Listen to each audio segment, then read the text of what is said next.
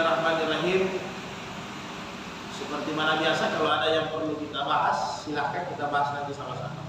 An Samurata bin Jundabi qala Rasulullah sallallahu alaihi wasallam alal yadi ma ahazat hatta tuwaddiyahu, rawahu Ahmad wa sahihahul Hakim.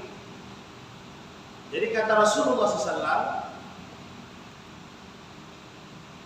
tangan, jadi Nabi pakai gaya bahasa majas ya, tangan bertanggung jawab, alal yadi ma ahazat, tangan bertanggung jawab, hatta tuwaddiyahu, terhadap apa yang dia ambil, hatta tuwaddiyahu, sampai dia kembalikan. Jadi maksudnya, kita yang ambil barang orang dengan status ariyah pinjam, ya, itu bertanggung jawab penuh. Jadi si musta'ir itu bertanggung jawab penuh yang meminjam. Dia bertanggung jawab karena setelah ijab kabul dia yang pegang barangnya orang mau dipakai. Berarti kata Nabi, orang yang mengambil bertanggung jawab penuh, full.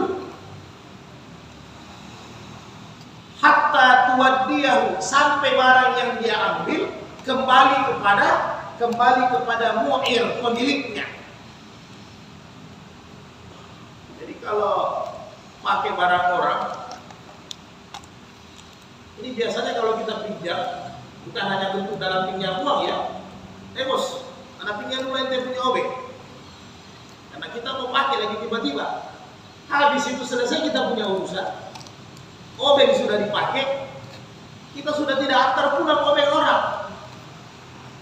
Ini hukumnya apa? Ini riba dalam ariyah.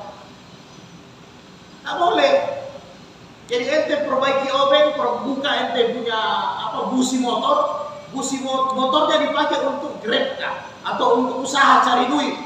Tapi obeng orang ente tidak kasih pulang. Ini perkaranya kelihatan kecil.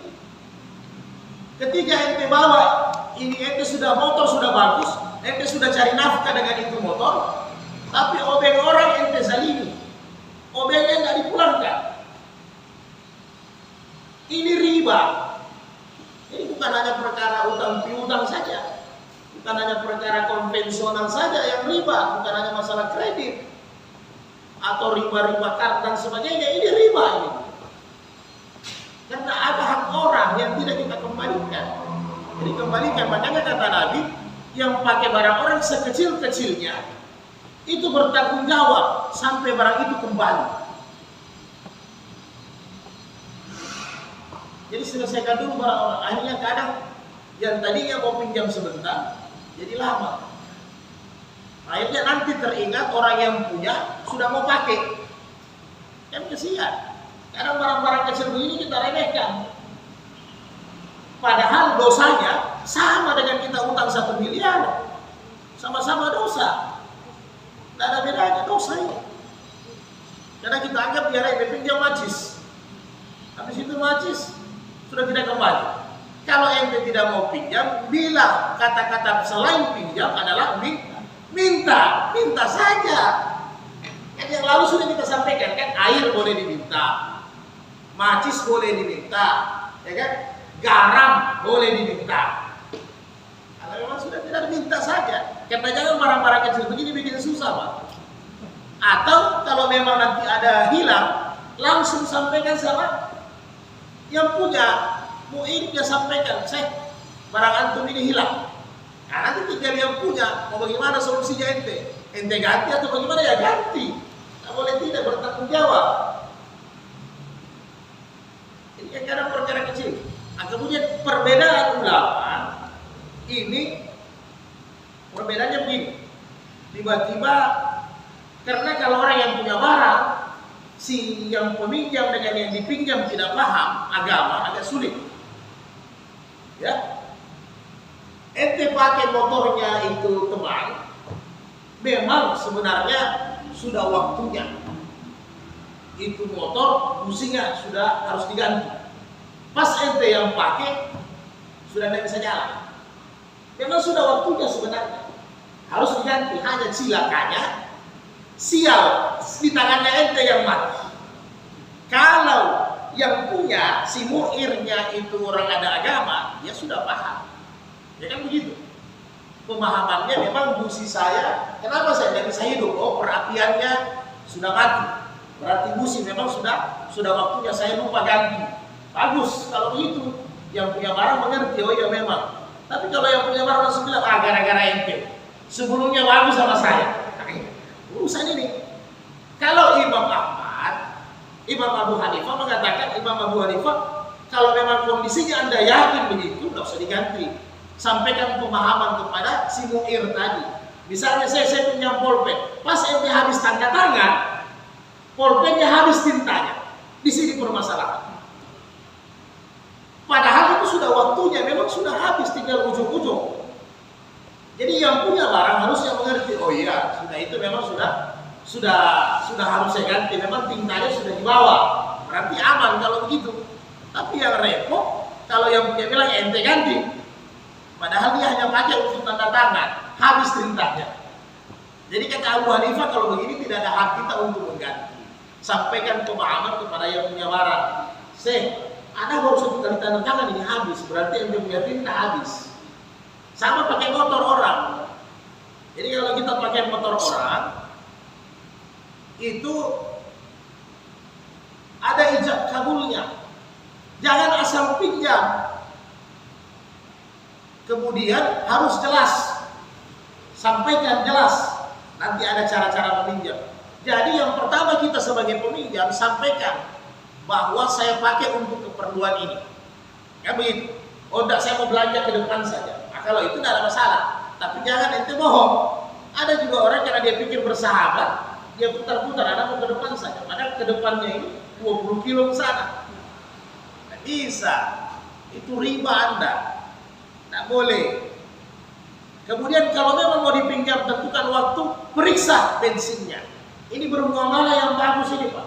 Ini agama ini. Biar Bapak, biar kita punya sujud bagus, sembahyang sempurna, baca Quran 1 juz 1 hari, puasa Senin Kamis. Tapi kalau ini tidak beres, susah Pak. Karena vertikal kita sempurna, horizontal kita juga harus sempurna sesama manusia, tidak boleh tidak. Jadi periksa memang bensinnya berapa garis. Kalau bensin yang kita pakai 3 garis, ya kan? Kita sudah tahu oh, ini 3 garis. Jadi setelah kita pulangkan, usahakan dia 3 garis. Ini pas kita kasih pulang, merah, sudah error Pak. Kalau begini tobat orang bos. Ya kan? Kecuali ada ijab kabul ente. Makanya kan ada ijab kabul. Ini area harus ada ijab kabul. Saya ada pinjam ente punya motor, minta tolong anak tidak ada uang bensin. Ente sampaikan dari muka. Anda terus terang tidak ada uang bensin. Tidak apa-apa. Nanti tinggal yang punya barang, oke atau tidak kan? Tapi jangan ente kelabui dia. Ente pakai 3 garis, pulang 1 garis. Tidak boleh. Bukan begitu cara meminjam yang baik, yang sempurna. Iya kan? Begitu juga mau motor, mau mobil sama. Orang mobil itu full itu 400.000. Taruh 6 garis, masa ente kasih pulang tinggal 1 garis, habis orang punya 350.000. Iya kan, orang tidak kasih rental sama ente. Jadi jangan sembarang, bertanggung jawab. Begitu juga yang lain. Kecuali logis, memang mobil itu sudah error atau motor itu sudah error.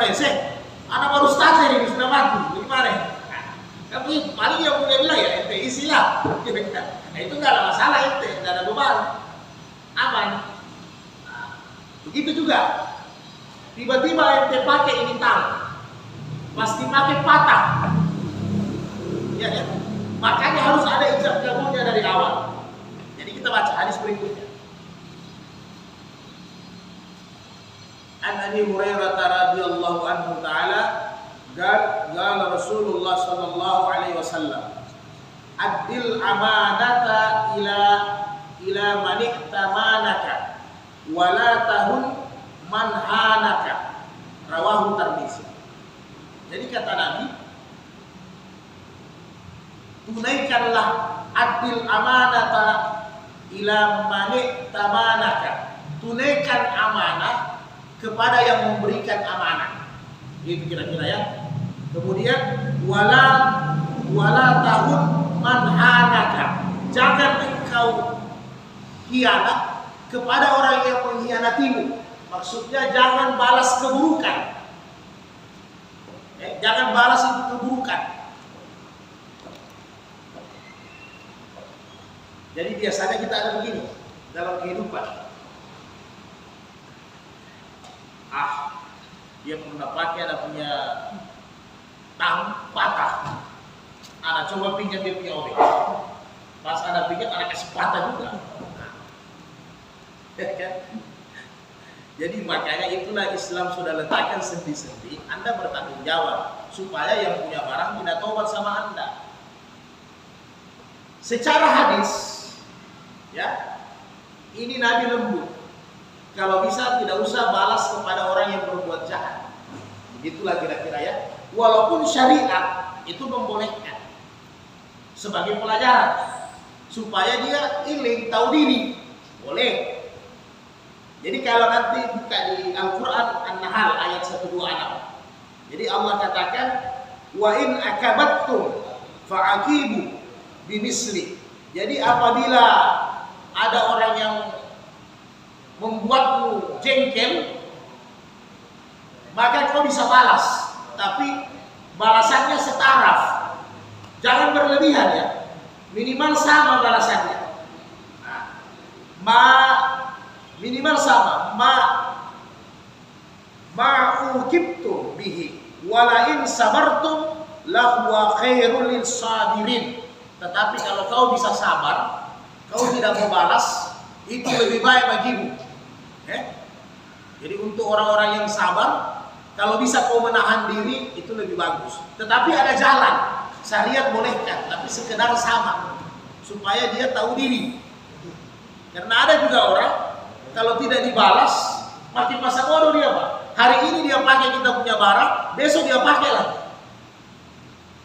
Jadi kadang sekali-kali boleh dikasih pelajaran, tetapi yang setimpal, yang sama, jangan berlebihan. Iya kan? Pelajaran jangan berlebihan, Mas. Kalau dia kasih habis ente punya bensin, jangan kasih rabe ban motornya. Itu kan tidak seimbang.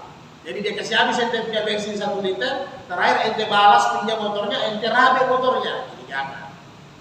Yang sama lah, minimal ente kasih habis bensinnya juga ya. Tapi kata Nabi, kata Allah, kalau kau bisa sabar, itu khairul lakum, itu lebih bagus bagimu kalau bisa sabar. Tapi memang Allah sudah tahu manusia ini kan ada batasannya, ya. Kadar kesabaran itu ada, karena Allah yang ciptakan kita punya diri ini. Jadi ada kelonggaran sedikit, ya. Daripada kita menggerutu terus, sembahyang angkat takbir tidak khusyuk, makan tidur jengkel, ingat mukanya terus, ente balas saja sedikit.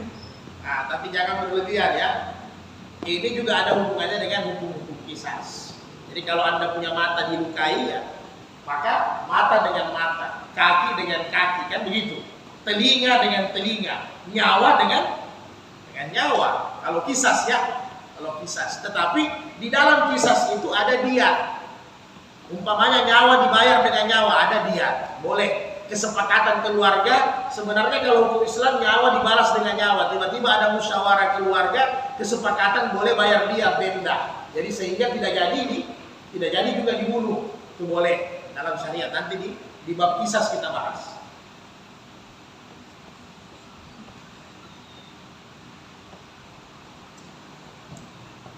Jadi Nabi sampaikan, karena biasanya begini, tapi lain bentuknya begini, Pak. Itu nanti masuk di bab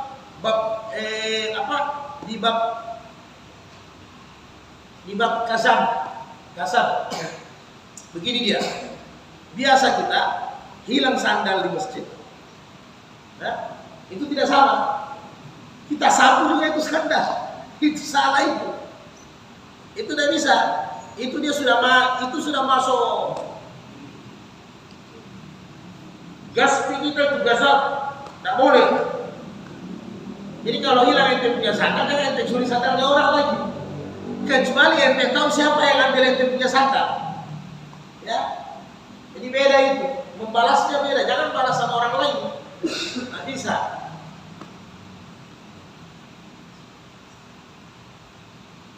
Kemudian hadis yang ketiga, An Ya'la bin Umayyah radhiyallahu anhu. Qala li Rasulullah sallallahu alaihi wasallam, "Idza atatka rusuli," apabila datang utusan saya, "fa'atihim salasina dir'at," maka berilah dia dir'at. Dir'at ini apa ya? Baju perang, baju besi ya. Ya. Berilah dia 30 baju besi atau baju perang. Qultu, saya tanya, ya Rasulullah, ariyatu madmunatu atau ariyatu muaddatu? Qal bal ariyatu muaddatu, rawahu Ahmad. Jadi apabila datang utusan saya, nanti kasih dia, saya pinjam antum punya baju besi, baju perang 30. Kemudian si Umayyah ini, sahabat ini bertanya, ya Rasul, ini dipinjam dalam bentuk arya apa? Jadi arya ini kan ada dua bentuk. Ini arya madmunah atau ya Rasul arya muaddah. Jadi kalau arya madmunah itu dijamin. Kalau ada kehilangan dan kerusakan diganti. Tapi kalau arya muaddah itu dipinjam hanya dikembalikan. Jadi kalau ada rusak sedikit dikembalikan.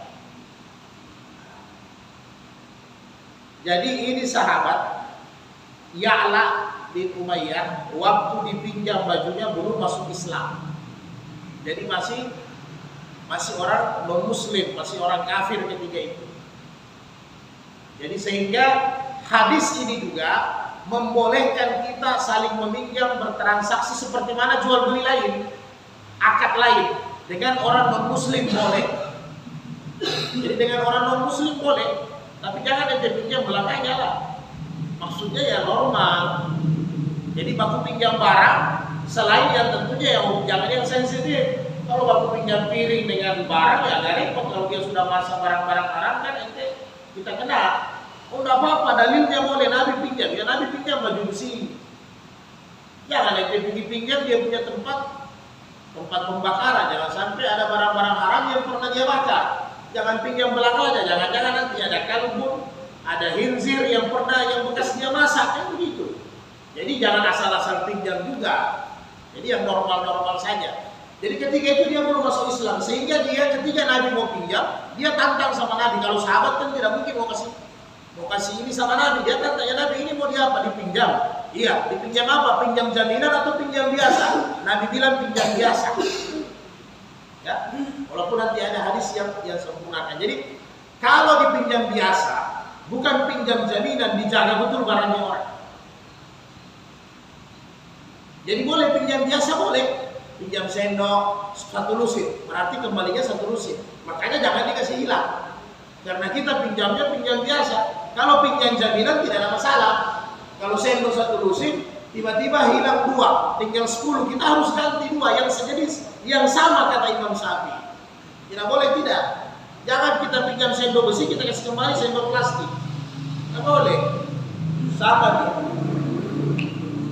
Jadi waktu ini dalam hadis lain diceritakan waktu dalam perang Hunain. Perang Hunain itu kebetulan pasukan sahabat baju besi tidak cukup. Jadi tidak cukup baju besi, maka Nabi suruh pinjam baju besi sama orang non muslim. Karena baju besinya sahabat itu ada yang kurang. Karena kan harus namanya kalau dulu perang kital itu berhadapan langsung 1 lawan 1, kan dibutuhkan itu baju besi sebagai pengaman, ya. Nah, kalau sekarang apa? Anti pelor, rompi anti pelor lah kalau sekarang, ya, begitu. Jadi bermuamalah meminjam juga kepada orang non muslim boleh, tetapi ingat jangan dipinjam barang-barang yang dipakai memasak. Pakaian juga bahaya juga, hati-hati. Begitu juga, ya lalu sudah kita bahas ya, beli cakar dan sebagainya, hati-hati. Apalagi beli kursi dari orang non muslim, hati-hati. Masuk di online buka, ada jual obral, kursi bekas mau pindah rumah, ya, dijual satu set 500.000 karena murah kita kejar. Makanya kita harus teliti yang jual barang muslim atau tidak. Kalau artinya cara kita bertanya ya harus tanya dengan baik kan. Jangan juga kita bertanya seperti intel dan wartawan. Pak, orang Islam tidak, piara anjing tidak. Jadi artinya tetap kita bertanya itu ma'ruf. Ya kan? Kita lihat barang kan bisa kita lihat di rumahnya. Ada kaligrafi atau ada salib, apa kan kita sudah paham kan? Nah, jadi kalau memang barang non muslim, apalagi kursi, spring bed, kita kadang asal-asal karena murah membeli saja. Tak boleh. Jangan sampai di situ ada lalu sudah kita bahas di najis mughallaza ya, najis berat. Kalau mereka pelihara anjing, mereka pelihara binatang-binatang yang haram, itu tidak boleh. Ya, cara pembersihannya lalu sudah kita jelaskan. Begitu juga cakar, jangan sembarang. Jadi sesuai, apalagi cakar-cakar ini kan jarang dari Arab Saudi. Kalau cakar dari Arab Saudi ya paling jubah atau gamis. Rata-rata cakar ini kan dari Jepang, dari Cina, dari Korea non muslim. Hati-hati, jangan sembarang. Itu ada najis besarnya. Jadi tetap dibersihkan seperti mana biasa. Lalu kita sudah bahas pembersihannya. Bersama kursi, jangan gara-gara murah. Oh ada jual beli belanga, ada jual beli ember. Hati-hati, lihat muslim atau tidak. Nah, karena ada juga muslim ini, ada sambaran juga. Apalagi yang tidak bermuslim kan, ada juga yang sambaran. Apalagi kalau barang-barang ini datangnya dari, ya maaf saja dari utara kah, atau dari memang mayoritas non muslim. Hati-hati. Sama dengan kita beli mobil, kita beli apa, hati-hati jok-joknya ya. Jangan nanti kalau non muslim sudah jelas banyak najis-najis berat ya. Jadi bermuamalah boleh dengan non muslim, tetapi berhati-hati karena dalam aturan kita muslim itu banyak ya, berkaitan dengan najis, berkaitan dan lain-lain, itu luar biasa. Kenapa? Antara najis dengan ibadah itu saling berkaitan. Itu persoalannya. Antara najis dan ibadah itu berkaitan. Kira-kira demikian. Kemudian hadis berikutnya. An Safwan bin Umayyah, yang hadis kurang lebih tadi lebih disempurnakan lagi. Radhiyallahu anhu anna Nabi sallallahu ista'ara minhu duru'an yawmal Hunain. Faqal agasbun ya Muhammad, qal bal ariyatu madmunatu, rawahu Abu Dawud. Jadi dalam perang Hunain Nabi pinjam sama Safwan bin Umayyah yang belum sempat masuk Islam. Dia pinjam baju besi karena baju besinya pasukan kurang, rompinya kurang. Maka ditanya, wahai Muhammad, ini ente mau gasbun? Gasbun ini apa? Mengambil dengan kasar, maksudnya kayak penjajah begitu. Ini apa ini? Preman ini ya Muhammad? Kan preman ini atau pinjaman jaminan? Oh ini pinjaman jaminan. Jadi kalau pinjaman jaminan, kalau ada yang rusak diganti. Kenapa dia katakan gasbun? Ini hanya mau diambil cuma-cuma karena waktu perang Hunain sesudah Fathul Makkah. Sesudah Fathul Makkah, umat Islam sudah kuasai Makkah. Sudah banyak umat Islam, pasukan ke Hunain kurang lebih 12.000.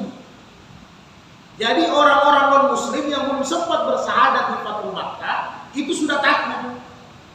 Jadi ketika mau dipinjam baju besi, dia sudah katakan, ini mau ambil saja cuma-cuma silakan. Kan mereka sudah mengalah. Begitulah kira-kira. Ente mau ke preman, tafadhal. Nabi bilang tidak, anak tidak preman. Anak pinjam dengan jaminan. Artinya setelah pulang, kalau ada yang rusak, ada yang kurang, saya ganti. Itu namanya ariyah jaminan. Jadi Nabi tidak preman. Karena memang mereka sudah takut. Ini gasbun Nabi. Mau gasbun ini, ambil saja silahkan. Tidak, ada pinjam. Nanti ada kembalikan. Jadi bukan preman, bukan pajak. Ya, bukan upeti, tidak. Nabi bilang saya ganti kalau ada yang rusak. Jadi Abu Dawud dalam riwayat lain mengatakan yang dipinjam 30 sampai 40 rompi baju besi. Imam Baihaqi mengatakan kurang lebih 80 yang kurang. Kemudian Imam Hakim mengatakan kurang lebih yang dipinjam sama Nabi 100 baju. Jadi versi riwayat hadis berbeda-beda, kurang lebih begitu ya.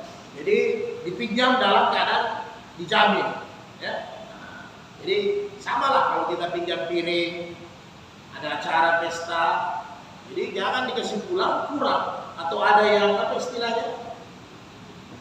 Kalau piring ini, kalau orang nulis bilang apa balas dia apa dia?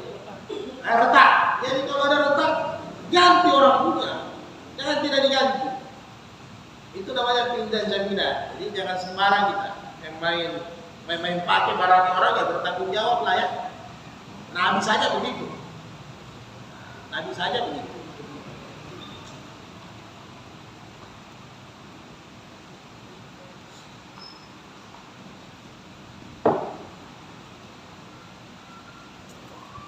Jadi Imam Hanafi katakan usahakan hari yang meminjam ini ada ijab kabul ya. Jangan main sembarang mari kuncinya. Kemudian ada lagi aturannya di mazhab Imam Syafi'i. Tiba-tiba saya pergi ke rumah teman, ke rumahnya Ustaz Hamka. Kemudian saya mau pinjam motor. Saya dapat bukan beliau, saya dapat bukan istri beliau. Ya, saya dapat anaknya belum balik. Jadi bagaimana posisinya? Bolehkah kita ambil kuncinya? Boleh? Tidak boleh. Karena dia bukan pemilik, anak kecil itu bukan pemilik. Kecuali kita sudah ada ijab kabul dengan orang tuanya pemilik. Karena sekarang ijab kabulnya kadang biar tidak ketemu kan begitu. Ya. Tapi kalau kita main langsung ambil tidak boleh. Anda pakai Anda riba. Anda riba itu dosa. Karena itu anaknya bukan pemiliknya, ini hati-hati. Begitu juga barang-barang yang lain. Mau pinjam mobil, mau pinjam geragaji, pastikan dulu jangan anaknya. Yang punya barang siapa. Kemudian, apa maksudnya ijab kabul? Ijab kabul ini maksudnya si mu'ir yang punya barang lihat. Ini saya punya geragaji. Kemudian yang musta'ir, yang mau pinjam, lihat itu geragajinya. Giginya lengkap. Pemegangnya tidak patah. Ya. Bismillah. Memang Imam Syafi'i mengatakan boleh, ini ribet. Ya kan ribet. Boleh. Kalau tidak mau ribet ambil obeknya, tapi ingat. Seperti mana hadis yang pertama tadi. Hadis yang pertama bahwa alal yadi ma hazat hatta tuwaddiha. Kita bertanggung jawab penuh sampai barangnya orang kembali ke tangannya. Jadi Pak, saya pinjam Bapak punya obel, oke, saya tidak terlalu ijab kabulnya sudah selesai. Saya pinjam, beliau bilang oke, saya ambil, saya tidak periksa lagi. Maksudnya ijab kabul ini biar diperiksa, kan begitu. Saya tidak periksa lagi, sudah saya bertanggung jawab. Tiba-tiba obengnya patah, saya ganti dengan obeng merek sama, saya kembalikan sama Bapak. Pak, ini patahnya, saya beli yang lain. Itu boleh, saya bertanggung jawab. Tapi kalau Anda mau perhatikan ya tidak apa-apa. Sama dengan tadi motor. Sama dengan motor tadi. Ketika saya mau pinjam, Pak, angkat pinjam motor Anda. Saya lihat, saya mau teliti kan. Saya kasih menyala motor, normal, saya lihat bahan bakarnya. 1 garis. Atau bahan bakarnya 2 garis. Saya pinjam, oke. Dan sampaikan memang, saya ada uang atau tidak. Sampaikan. Tapi supaya kembali barangnya orang utuh. Saya kira begitu Pak ya. Jadi jangan diremehkan yang kecil. Karena kita remehkan barang-barang kecil. Saya sendiri itu Mas beli palu-palu sudah lebih 10 kali. Karena kalau siapa yang pinjam saya sudah lupa saya bayar pinjam. Saya sudah tidak ingat. Nah, jadi karena begitu. Kita kadang remehkan, kita juga kadang orang yang pinjam kita sudah tidak ingat. Begitu juga barang-barang yang lain. Jadi jangan sampai terjadilah. Ya. Jadi kalau mau pinjam, apalagi sifat pinjam ini tidak ada syarat kan? Maksudnya dia ada kelonggaran. Kemudian kalau mau pinjam bilang memang saya mau pinjam barangnya ini 5 hari, saya mau pinjam barangnya 1 minggu. Jadi tepat waktu lah, selesaikan dipakai barang orang barang. Kemudian kita juga yang punya barang ada hak untuk tidak memberikan, boleh. Ada hak untuk menolak, tidak apa-apa. Walaupun hukum dasarnya semua muamalah itu kita mau ta'awun alal bir, saling membantu dalam kebaikan. Tapi kalau kita lihat ini orang tidak amanah, kita boleh menolak, tidak apa-apa. Boleh kita menolak. Bos, saya tidak bisa. Soalnya saya mau pakai ini barang.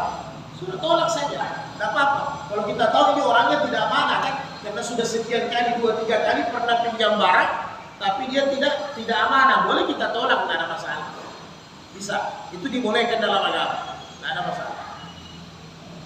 Karena daripada nanti kita yang menggerutu kan, tidak enak tidur, tidak enak makan, tidak enak sembahyang. Ditolak saja dengan cara yang ma'ruf, dengan cara yang baik.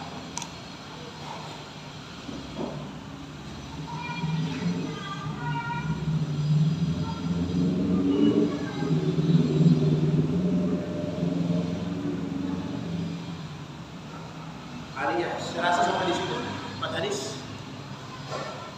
Secara waktu ya, kita sambung di Gasbi, ya, kita sambung di bab itu.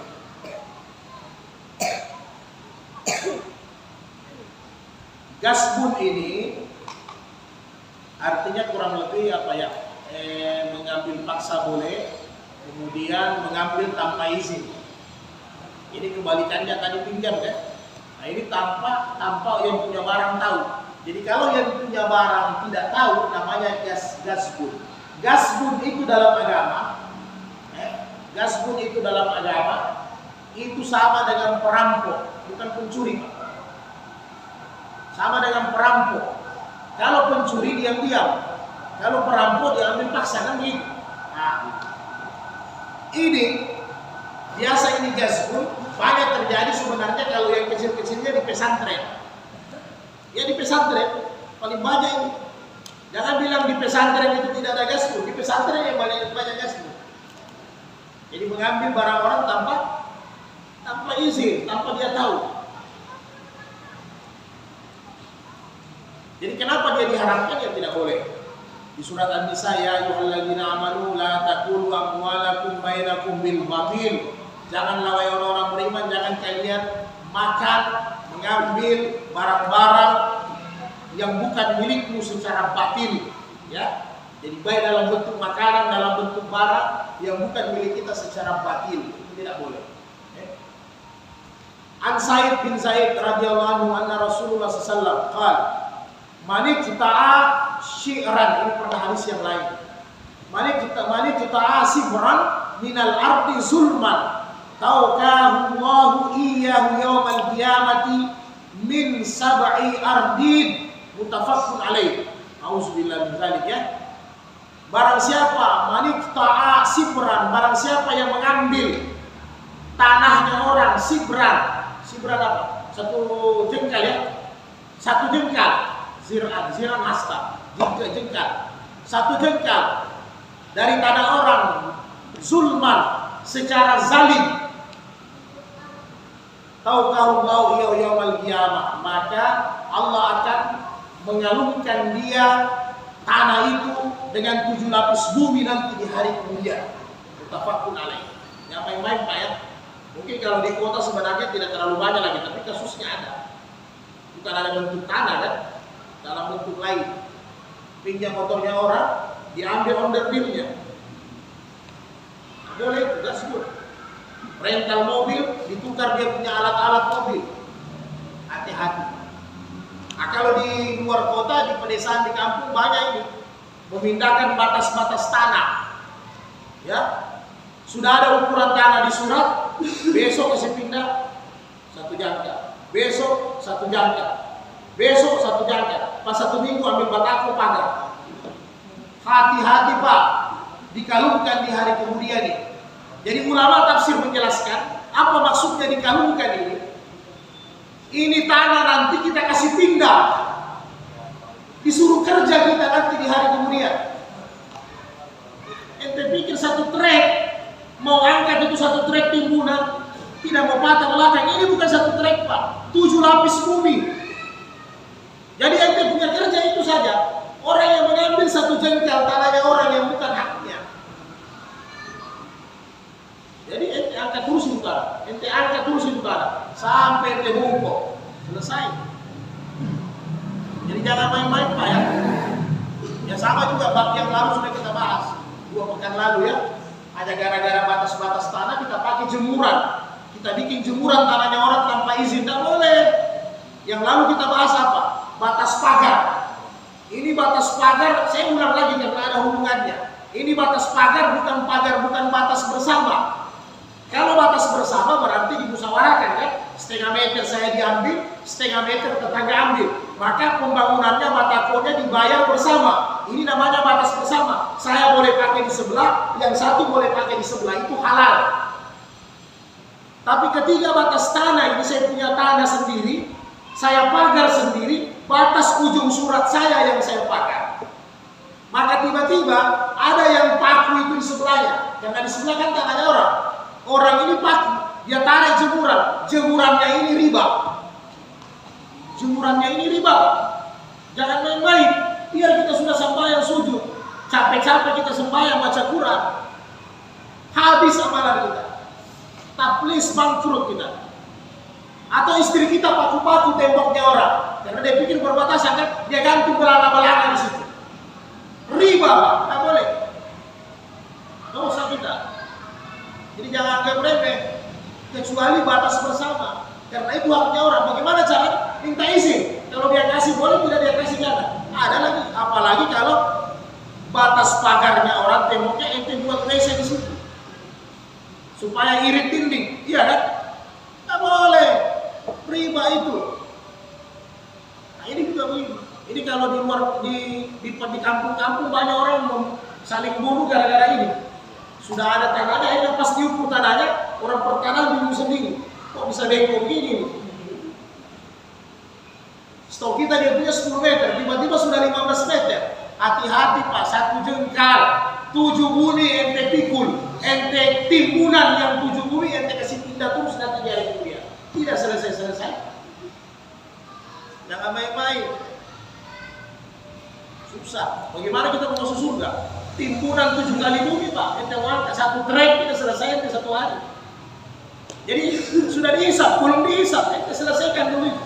Bisa habis, tidak bisa habis. Karena itu siksanya. Sudah begitu. Siksanya. Hati-hati mengambil tanah orang. Berikutnya kita percepat. An Anas radhiyallahu anhu anna Nabi sallallahu alaihi wasallam kana indal ba'di nisaihi. Ini rumah tangga Nabi. Apa dia dimasuk di sini. Inda ba'di nisai ada istri Nabi datang farsalat ummahatil mu'minin ma'ahadi laha bikas'at. Disuruh bawa makanan ke rumah Nabi. Fiha ta'amun. Fadarabat biadihal fakasaratil kas'ata. Dibanting pecah. Fadammaha wa ja'ala fiha ta'am. Wa qala kulu wa dafa'al kas'ata sahihata ri Rasulillah wa habasal maqsurata rawahu Bukhari wa Tirmizi wa sammi dariyata Aisyah wa zada faqala Nabi sallallahu alaihi wasallam ta'amun bi ta'amin wa ina'in bi ina'in wa sahihahu. Jadi ini dimasukkan sama Ibnu Hajar supaya kita bertanggung jawab dengan barangnya orang. Tapi ini rumah tangganya Nabi. Ini pelajaran juga lucu di rumah tangga Nabi ini sudah begitu. Jadi tiba-tiba ada istri Nabi yang satu, Nabi gilirannya di rumahnya Aisyah. Ternyata yang Tirmizi bilang wanita itu adalah Aisyah. Jadi Nabi gilirannya di rumahnya Aisyah. Kemudian ada istri Nabi yang tidak giliran, dia bawa makanan. Kayak ya kalau dulu bukan kaca, bukan apa, yang tempat-tempat tabaro itu dimasak, yang dari tanah ya. Nah, kira-kira begitu. Dibawalah sama Nabi. Tiba-tiba Aisyah tanya, dihadapnya istri Nabi yang bawa pembantunya. Itu dari mana? Dari sini, dari istri Nabi. Aisyah ambil itu makanan, dia banting sampai pecah. Ini persoalan cemburu ya. Nah, artinya Aisyah bilang, ente bukan ente punya giliran, ente ganggu saya. Nanti ente punya giliran. Begitu kira-kira ya. Nah, jadi dia banting. Jadi cerita per cerita kita tidak terlalu masuk ke situ. Maka Nabi ambil, Nabi ganti dengan piring tempat yang sama pecahnya. Ya, kemudian Nabi kasih sama hadamnya istrinya yang lain.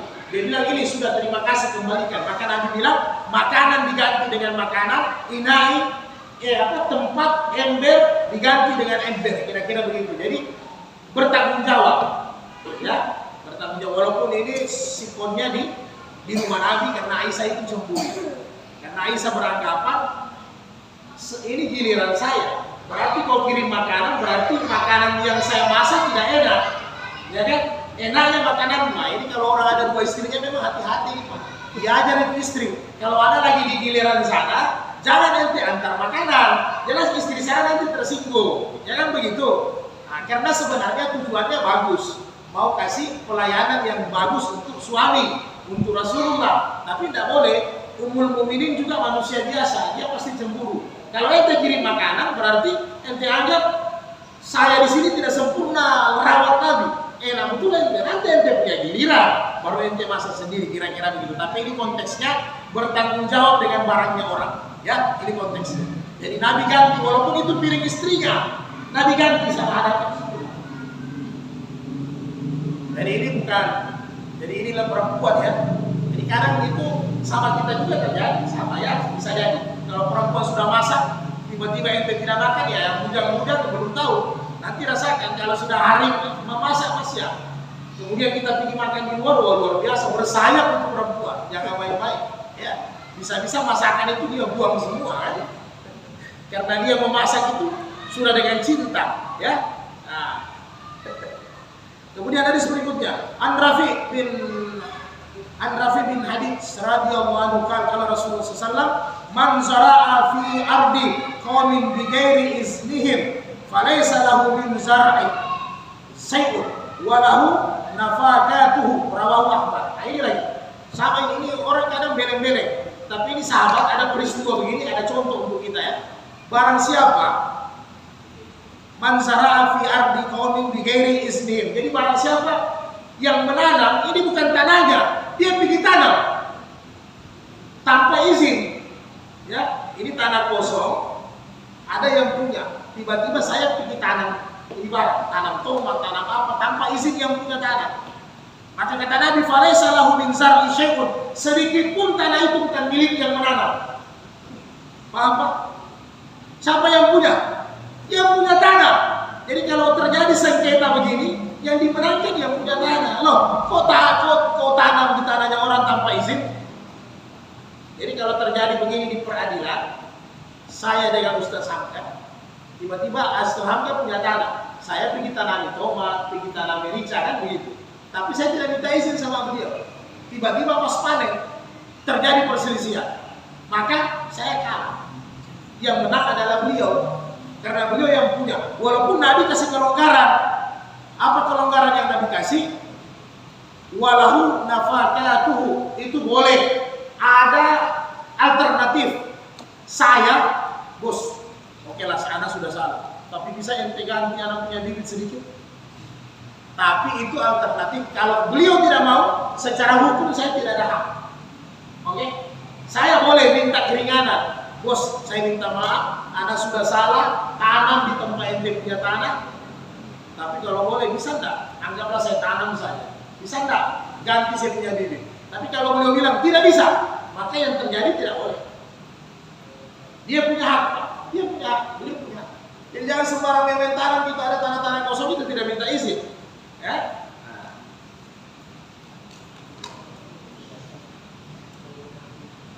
Tapi yang asik begini kalau tanah model. Yang asik. Model 1, 2, 3, tiba-tiba ada yang tanam. Jelas Bapak datang, saya yang tanam. Siapa sudah dijual sama ente? Oh, bukan. Anak tanah. Ada yang kasih tahu tanah. Jadi 3 model datang sama saya. Aman kalau begitu, tidak ada masalah. Suara kesepakatan. Walaupun nanti di bab gersang, ada nanti bab gersang, itu tanah yang tidak bertuhan, maksudnya tanah yang tidak diolah, boleh kita olah. Itu pahalanya besar, nanti di bab lain. Hadis yang terakhirnya, 2 hadis lagi. An Urwa bin Zubair radhiyallahu anhu qala, qala rajulun min ashabi Rasulillah sallallahu alaihi wasallam, inna rajulaini ihtasama ila Rasulullah. Ada 2 laki-laki berselisih fi ardi, masalah tanah, garasa ahaduhuma fiya nahlan wal ardu lil akhari. Yang satu punya tanah, yang satu menanam korma di atasnya. Faqada Rasulullah sallallahu alaihi wasallam bil ardi li sahibiha wa amara sahiban nahli an yuharrija nahlahu wa qal laisa liirkin zalimin haq, rawahu Abu Dawud. Nah, jadi ini dua laki-laki, dua sahabat berselisih. Satu yang punya tanah, satu yang menanam kurma. Ya, yang satu ini Bahlul, dia tidak minta izin, sama dengan hadis yang tadi. Jadi sudah mulai berdua, datang berselisih menghadap sama Nabi. Nabi bilang, cabut pohon, cabut korban, bongkar, ya kan? Nah, Nabi bilang bongkar nanti punya korban. Laisa liirkin zalimin, tidak ada hak untuk orang yang zalim, yang memakai orang punya tanpa izin. Jadi biar sudah berbuah itu korban, Nabi bilang cabut. Artinya Nabi kasih keputusan yang berhak yang punya tanah. Nah, nanti urusan nanti ada kekeluargaan itu lain cerita. Jadi kalau ente sudah bersalah, sudah rasa ente bersalah, cepat minta maaf supaya ada jalan kekeluargaan, musyawarah. Iya anak saya sudah hilang, saya sudah berdosa, saya salah, mohon maaf. Anda juga yang punya tanah, kalau orang sudah minta maaf ya maafkanlah. Nah, jadi bagaimana jalan keluarnya ini Ya Anda yang punya hak. Saya olah saja, boleh tidak saya olah, kita bagi bersama, itu dalam masalah kesepakatan. Jadi cari jalan bagaimana tidak suka berantem. Tapi kalau mau ambil hukumnya seperti yang Nabi jelaskan, hukumnya ambil ente punya pohon, silakan. Sama dengan ini orang bangun rumah di atas tanahnya orang. Jadi kalau dalam perkotaan ini sama. Saya bapak punya tanah, saya bangun rumah di situ, saya teher, saya pelapor baju, saya cat, saya punya bagus. Tiba-tiba kita berselisih, siapa yang dikasar? Siapa yang kalah? Kalah saya, Pak. Jadi paling pasukan bilang, angkat juga ente punya rumah. Selesai. Ya kan? Jadi kalau saya sudah rasa kalah, saya minta maaf. Iya Pak, saya minta maaf, saya sudah salah. Kira-kira bagaimana jalan keluarnya Pak? Saya minta maaf. Saya minta jalan keluar yang terbaik. Nanti dimusyawarahkanlah berdua. Apa saran-saran dan apa salah. Tapi jangan sudah salah, masih merasa benar. Ini sudah orang jadi jengkel Pak ya. Jadi jengkel orang nanti, jadi jangan. Ustaz. Hadis yang terakhir Nabi Bakrah radhiyallahu anhu Nabi sallallahu alaihi wasallam fi khutbatihi yauman nahri bimina inna dima'akum wa amwalakum alaikum haramun ka hurmati yaumikum haza fi saharikum haza fi baladikum haza, muttafaqun alaih. Jadi jelas. Nabi berkhutbah di Mina pada hari Nahar, Idul Adha. Kemudian Nabi sampaikan, sesungguhnya darahmu, hartamu, haramun, kahurmati itu mulia. Itu mulia, tinggi. Haram itu artinya mulia, terjaga. Ya kan begitu. Seperti mana mulianya hari ini, hari Nahar. Seperti mana mulianya bulan ini, bulan haji. Seperti mana mulianya baladikum, ini kota Makkah, ya kan? Begitulah kemuliaan, kehormatan, harta dan nyawa manusia. Jadi jangan main-main ya. Jadi sehingga dalam hadis saya, siapa yang berkelahi, jadi harta saya akuat. Kemudian ada yang merampas, saya berkelahi, tiba-tiba saya mati. Maka Nabi bilang itu mati syahid. Saya jaga harta saya, mati syahid. Urusan saya hukum dunia itu lain. Karena Nabi sudah jelas, darah, nyawa, harta orang Islam itu mulia. Jangan diganggu, jangan dikorek, itu mulia. Siapa yang mempertahankan kemuliaan, harta dan dirinya, sama dia mempertahankan kota mulia, Mekah kah, Medina kah, Aqsa kah, sama posisinya. Ini mulia, harus kita pertahankan. Oke? Di tengah jalan kita mau dirampok, dompet kita mau diambil, ya kan? Tiba-tiba kita melawan, berkelahi, mati syahid. Jadi artinya dalam bab ini jangan dicacatkan orang Islam, hatinya, hartanya, darahnya jangan ditumpahkan, jangan hatinya dirusakkan, jangan hartanya diambil tanpa izin. Karena itu mulia. Berdosa kita, kemuliaan. Oke? Kira-kira demikian.